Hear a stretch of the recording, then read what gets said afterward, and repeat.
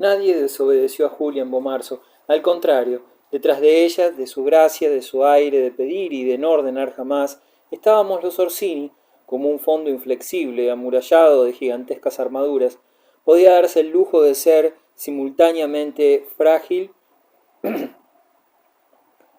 una Farnese y un Orsini, de ser a un tiempo imponente y frágil, y eso le confería entre mis vasallos un encanto ambiguo y original.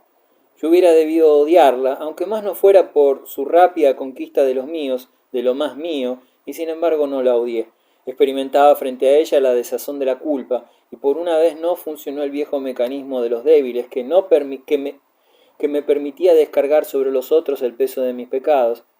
De modo que, luego de explicarles a ella, a mi abuela y a mi intendente las graves razones que me obligaban a quedar en Roma y que esperé que difundieran entre mis vasallos, pues, a pesar de la distancia que mediaba entre ellos y yo, me remordía la inquietud de perder el afecto que suponía haber despertado en las aldeas de mi propiedad, pese al despotismo de Lomagium Mulierum, escapé al palacio de San Giacomo el Incurabile y me enclaustré en sus salas vacías.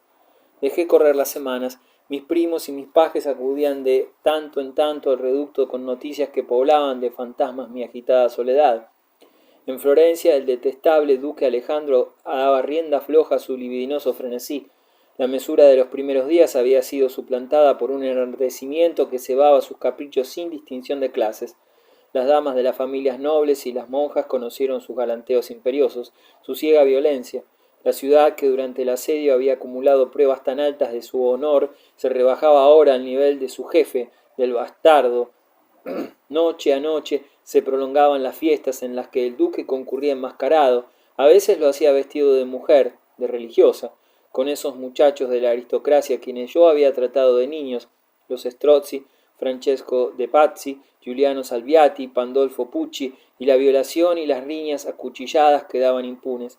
En breve se les reunió Lorenzino de Medici, mi querido Lorenzaccio, el que tan gentil fue conmigo cuando la muerte de Adriana de la Rosa, y que resultó el peor de la banda. Pero antes de partir de Roma, el pequeño favorito del Papa Clemente indignó la opinión descabezando con insolente demencia varias estatuas del arco de Constantino. Felipe Strozzi, viudo de mi admirada Clarice de Medici, que pertenecía a una generación mayor que la de los revoltosos, entre los cuales se hallaban varios de sus hijos, en lugar de ofrecerles el ejemplo de dignidad al cual lo obligaba su posición descollante en la República, rivalizaba con ellos en extravagancia. Como premio de sus desmanes, el duque Alejandro recibió por esposa a Margarita de Austria, hija natural de Carlos V, con lo cual aumentó el prestigio de la casa del pontífice. La gloria de las alianzas medicias creció más todavía cuando el rey Francisco I concretó la boda de Catalina de Medici con su segundogénito, el duque de Orleans. Hube de integrar la comitiva que escoltó al Papa en las naves de Andrea Doria hasta Marsella, donde se bendijeron los esponsales, pero a último momento inventé un pretexto y no salí de Roma, porque detestaba la idea de que Julia me acompañase, como exigía el protocolo, y de que sus astutos parientes barruntasen algo de lo que entre nosotros sucedía. A su regreso, el cardenal Hipólito, a quien Francisco I le regaló un cachorro de león, que había sido del corsario Barbarroja, me contó el lujo de las ceremonias y la liberalidad del Padre Santo, que cuando se trataba de los intereses de su familia aflojaba los cordones de su bolsa con calculada eficacia, y me dijo también que en el viaje que tuvieron que realizar para embarcarse en Pizza efectuaron un largo rodeo evitando a Florencia, como cuando la coronación de Carlos V en Bolonia, pues desde la época del asedio en que la ciudad había penado tanto por su cruel obstinación, Clemente VII eludía la cólera y quizás la venganza de sus compatriotas florentinos. Mientras me hablaba así, sin añadir comentarios, el cardenal me miraba fijamente. Harto enterado estaba yo de sus sentimientos de despecho con que se había visto relegado en favor de Alejandro, cuando Florencia recayó en poder de los Medici, lo que no pude discutir con él, porque a pesar del encono que lo separaba del Papa y del Duque seguía siendo un miembro principal de esa estirpe, y como tal se enardecía su susceptibilidad cuando se intentaba cuestionar el vertiginoso adelanto de los Medici. Fue la irritación de toda Europa ante la desproporción de un matrimonio que unía a los reyes de Francia con los descendientes de los banqueros del Arno. El casamiento de Alejandro con Margarita de Austria se toleraba porque, al fin y al cabo, ambos contrayentes eran ilegítimos, el uno acaso hijo del pontífice, la otra segura hija del César, y su acción se proyectaba sobre un reducido estado de Italia, pero este enlace que podía conducir a una Medici, como sucedió, al trono de los reyes cristianísimos era algo que desquiciaba los justos cálculos de probabilidades de los snobs, que enfurecía a los soberanos raquíticos y avariciosos, suspirantes por una corona para esas princesas cuya alcurnia las obligaba a morirse de tedio en abadías heladas, y que inquietaba a los observadores del avance de una casa nueva, encendida de ambición. Recluido en el palacio de San Giacomo, me entregué ferilmente a la lectura, los clásicos latinos y sobre todo ese Lucrecio que tanto amaba, y el dulce Cátulo sumaron las imágenes del pasado esplendor a las que surgían de las narraciones de mis visitantes. Messer Pandolfo, la pluma de ganso en la mano, lagrimeantes los rojos ojuelos, cooperaba con sus limitadas luces a iluminar mi camino. Cómo me hubiera gustado tener junto a mí a Piero Valeriano, a Messer Palingenio, su amigo, el que conversaba con los demonios de la Vía Flaminia, pero por más que me esforzaba por abstraerme las ansias esenciales que me carcomían, la de mi cuerpo deforme, la de mis anormales relaciones con Julia, la de mi incapacidad para demostrar que era digno de una herencia genealógica agobiante, la de mi afán consecuente por afirmar mi personalidad con algún triunfo hazañoso que me exaltara frente a mis pares, la del misterio que reverberaba de mi futuro con relámpago de prodigio, me apartaba de los textos y me sumía en cavilaciones angustiadas. Terciaba el luco sobre el hombro como una toga de la edad de oro y andaba hablando en alta voz por las galerías. Así me sorprendieron mis pajes y mis primos algunas tardes. En verdad en aquel lapso mi razón vaciló y no sé cómo no la perdí por completo. Posiblemente me salvó el recuerdo de Paracelso y de los manuscritos nigrománticos. Salí de mi voluntaria cárcel y me consagré a recorrer uno a uno en pos de las esquivas cartas de Dastin, los palacios y los dominios de mis parientes, inquiriendo sin descanso por los documentos perdidos. Primero visité las casas de Roma y luego ambulé por la campiña de Nápoles a la Toscana, y los señores Orsini que me acogían con asombrada cortesía y me invitaban a participar de enormes festines o me interrogaban a su turno sobre la calidad, no siempre buena, de las obras de arte que habían comprado, creían discernir en mi maniático desasosiego un síntoma más de la singularidad de mi carácter, ofuscado por el estudio de la prosapia orsiniana, materia en la que todos otorgaban a mi abuelo un conocimiento supremo, y por el antojo de las antigüedades que me entusiasmaba desde la niñez. La fama de esa rareza cundió de estado en estado, y de duque en duque, conducida por mis mensajeros que iban de una corte a la otra, portando de la abultada correspondencia intrigante que constituía el único alivio de un aislamiento que en muchos parajes seguía siendo casi feudal.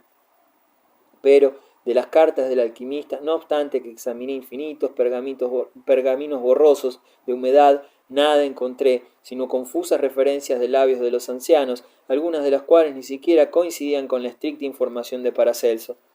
Pronto tuve que abandonar mi vagabunda tarea de investigador. El pirata Caire Edim Barbarroja, aquel a quien el turco nombró comandante en jefe de sus fuerzas navales, desembarcó sorpresivamente en Sperlonga y de allí, por la vía Apia, llegó hasta Fondi, castillo de los Colonna, donde vivía ocupada de análisis teológicos la hermosísima Julia Gonzaga, que asistió a mi boda en Bomarzo, viuda de ese contrahecho Vespasiano Colonna que inspiró a la bella la divisa de Amaranto y la inscripción Non Moritura.